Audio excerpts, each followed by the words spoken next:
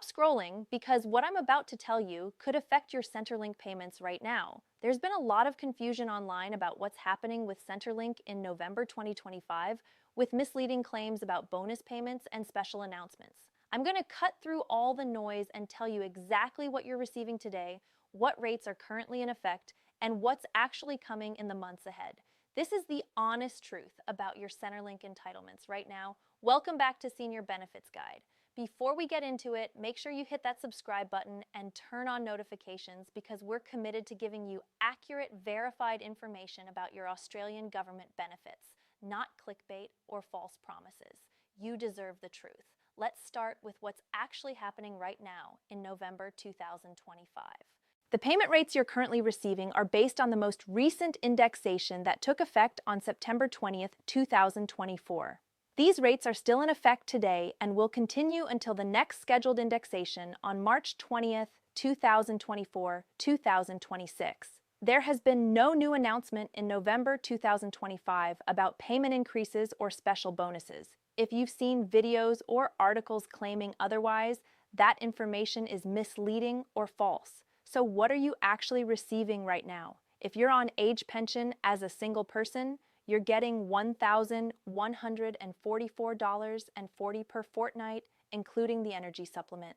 This is the maximum base rate for couples. You're receiving $86,260 each per fortnight, or $1,725,200 combined. These rates came into effect on September 20th, 2024 and represent an increase of $2,810 per fortnight for singles and $2,120 each for couples compared to the previous rates. If you're receiving disability support pension or carer payment, you're on the same rates as age pension. Single recipients are getting $1,144.40 per fortnight, and couples are receiving $86,260 each. These payments recognize the additional costs and challenges faced by people with disabilities and those providing care. The September 2024 increase of $2,810 for singles and $21.20 each for couples is still in effect and will continue until March 2026. Job Seeker payment recipients are currently receiving $786.80 per fortnight if you're single with no children, including the energy supplement. This rate increased by $15.30 in September 2024. However, if you're a job seeker recipient with a partial capacity to work assessed at 0 to 14 hours per week, you're on a higher rate of $849.50 per fortnight. This higher rate recognizes that people with reduced work capacity due to illness, injury, or disability need additional support beyond the standard job seeker rate. Parenting payment single recipients are currently getting $1.1950 per fortnight, which includes an increase of $19.80 from the September indexation. Partnered parents are receiving $720.20 per fortnight. And remember, one of the most significant changes in recent times is that single parents can now receive parenting payment until their youngest child turns 14, not 8. This extension has been life-changing for thousands of single parents who would otherwise have moved to the lower job seeker rate. Youth allowance recipients who are studying or in apprenticeships are receiving $1.7550 per fortnight if they're living away from home. This includes the $19.80 increase from September 2024. For those still living at home, the rate is lower at $393.40 per fortnight. A BSTUDY, recipients who are Aboriginal and Torres Strait Islander students are receiving $778 per fortnight after their $15.30 increase in September. Commonwealth Rent Assistance has seen significant increases recently, and these higher rates are what you're receiving now. The maximum rent assistance for single people without children is approximately $211.20 per fortnight. For couples, it's around $199 per fortnight. For families with children, the rates are higher, with sharer households receiving slightly less. These rates include a 10% boost that took effect in September 2024, which came on top of regular indexation. Combined with previous increases, rent assistance rates have gone up by around 45% since May 2022, which is substantial support for people struggling with rental costs. Carer allowance, which is a separate payment from career payment, is currently $151.50 per fortnight per person you're caring for. This payment is not income tested, so you receive it regardless of your other income or assets. The September 2024 indexation increased this by around $6 per fortnight. If you're caring for multiple people, you receive carer allowance for each person, which can add up to significant support. Now, let's talk about what affects these payment amounts for individual recipients. The maximum rates I've mentioned are just that, maximums. Your actual payment might be lower depending on your individual circumstances. The income test and asset test determine how much you actually receive. If you have income from work, investments, or other sources above the free area, your payment is reduced. If your assets exceed certain thresholds, your payment is also reduced, or you might not be eligible at all.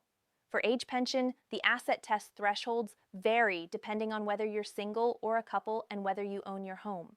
For a single homeowner, you can have assets up to $314,000 and still receive a part pension. For a single non-homeowner, that threshold is $578,000. For couples, the thresholds are higher, with homeowner couples able to have up to $470,000 in assets and still receive a part pension.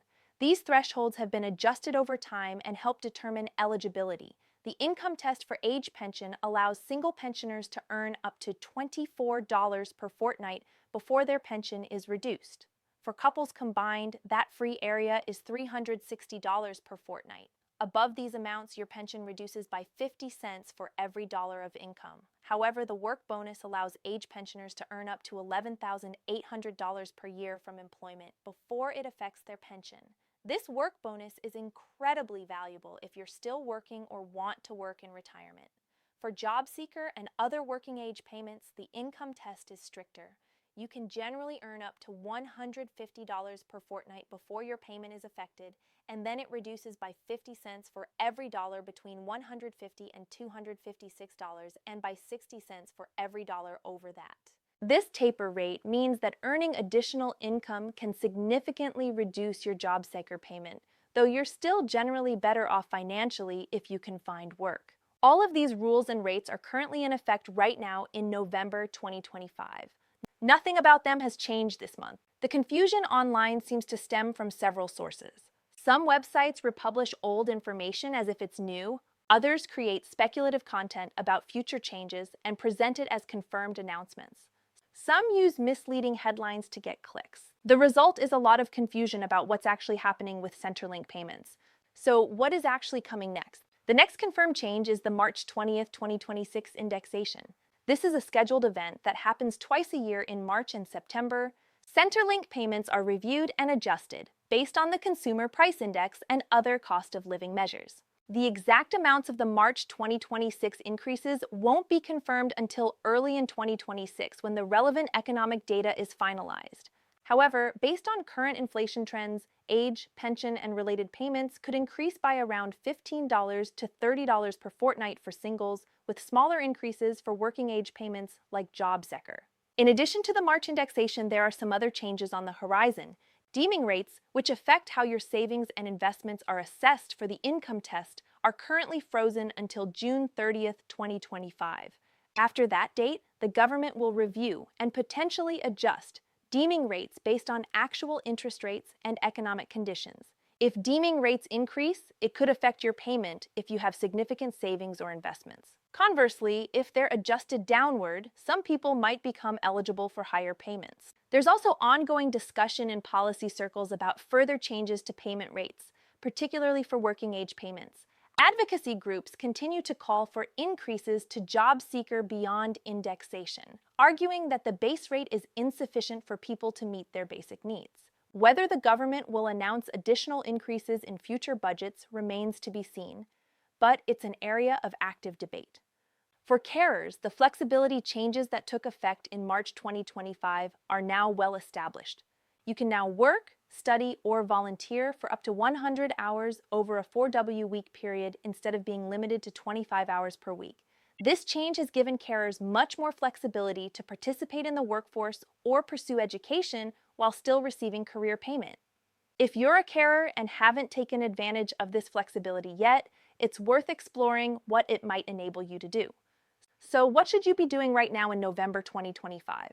First, check your MyGov account and confirm that you're receiving the correct payment amount based on the current rates. Log in, look at your payment summary, and compare it to the maximum rates for your payment type. If you think something is wrong, contact Centrelink immediately to get it sorted out. Second, make sure all your details are up to date with Centrelink. Your address, phone number, bank account details, and other contact information should be current. If your circumstances have changed in any way, such as changes to your income, assets, living arrangements, or relationship status, you must report these changes. Failing to report changes can result in overpayments that you'll have to repay, and in serious cases, penalties can apply. Third, review whether you're claiming all the supplements and add-ons you're entitled to. Are you receiving rent assistance if you're renting? Have you claimed pharmaceutical allowance if you're eligible? Are you getting the pension supplement if you're on age pension, DSP, or career payment? Many people miss out on payments they're entitled to simply because they don't know about them or haven't claimed them. Check what's available for your payment type and make sure you're getting everything. Fourth, make full use of your concession card. If you have a pensioner concession card, Commonwealth Seniors Health Card, or healthcare card, you're entitled to significant discounts on prescription medications, bulk billing at many doctors, and various other concessions. Many state and territory governments also provide additional benefits like energy rebates, public transport discounts, and council rate reductions for concession card holders. Make sure you're showing your card whenever relevant because these savings add up significantly over time. Fifth, if you're struggling financially, reach out for help. There are financial counseling services, community support organizations, emergency relief programs, and other resources available. Services Australia can provide information about crisis payment or advance payment if you're in an emergency situation. Food banks, community centers, and charities can provide practical assistance with groceries, bills, and other necessities. You don't have to struggle alone. Looking at the bigger picture, Centrelink payments are a crucial part of Australia's social safety net. Over 5 million Australians receive some form of income support, and for many people, these payments are their primary or only source of income. The regular indexation process helps ensure that payments maintain their value as prices rise. Though there's always debate about whether the increases are sufficient to keep pace with real cost of living pressures, the Australian social security system is complex with many different payment types, supplements, allowances, and concessions. Navigating this system can be challenging, particularly if you're dealing with difficult personal circumstances, health issues, or other barriers. Services Australia has improved its online services in recent years, making it easier to manage your payments through MyGov and the Express Plus Centrelink APA. However, the system can still be frustrating and confusing at times. If you're finding it difficult to deal with Centrelink, there are advocates and support services that can help. Financial counselors can assist with understanding your entitlements and dealing with debts. Community legal centers can provide advice if you're disputing a Centrelink decision or dealing with complex issues. Social workers and case managers at community organizations can help navigate the system and connect you with additional support. It's also worth understanding your review and appeal rights. If Centrelink makes a decision about your payment that you disagree with, you have the right to ask for an explanation, request a review, and ultimately appeal to the Administrative Appeals Tribunal if necessary. Many Centrelink decisions are changed on review when additional information is provided or when errors are identified. Don't assume that Centrelink decisions are always correct. If something doesn't seem right, question it and seek advice. One common issue that people face is overpayments. Sometimes Centrelink pays you more than you're entitled to, and then they want it back. This can happen for various reasons, such as delays in processing information you reported, errors in assessment, or changes in your circumstances that weren't reported promptly. If you receive an overpayment notice, don't ignore it. Contact Centrelink immediately to discuss repayment options. In many cases, they can set up a manageable repayment plan that deducts small amounts from your ongoing payments rather than requiring a lump sum repayment. Another issue is payment suspensions. If Centrelink needs information from you and you don't provide it within the required time frame, your payment can be suspended. Suspended payments can be reinstated and backdated once you provide the required information, but it can leave you without income in the meantime. The best approach is to respond promptly to any Centrelink request for information and to contact them if you're unsure about what they need or if you're having difficulty providing it. Looking ahead to 2026 and beyond, the Centrelink landscape will continue to evolve. The government regularly reviews payment rates, eligibility criteria, and system processes. Technology improvements continue to change how people interact with Services Australia. Policy debates about the adequacy of payments, particularly for working-age recipients, continue in Parliament and in the community. Stay informed about these changes because they can affect your entitlements and obligations. The key message I want you to take away from this video is simple. As of November 2025, you're receiving the payment rates that came into effect on September 20th, 2024. These rates will continue until March 20th, 2026, when the next indexation occurs. There is no new announcement this month, and you should be skeptical of claims suggesting otherwise. Check your MyGov account regularly. Keep your details up to date. Claim all supplements you're entitled to. Use your concession cards and seek help if you need it. Your Centrelink payment is not just money from the government. It's your entitlement based on your circumstances and needs. You've contributed to Australian society through your work, your taxes, your family responsibilities, and your community participation. These payments are part of the social contract that ensures everyone has a basic standard of living. Don't feel embarrassed or ashamed about receiving Centrelink payments.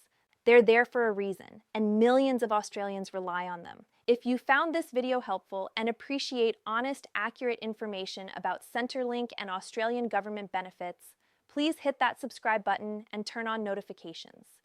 We're here to cut through the confusion and give you the facts you need to understand your entitlements. Share this video with anyone who might be receiving Centrelink payments so they can get accurate information too.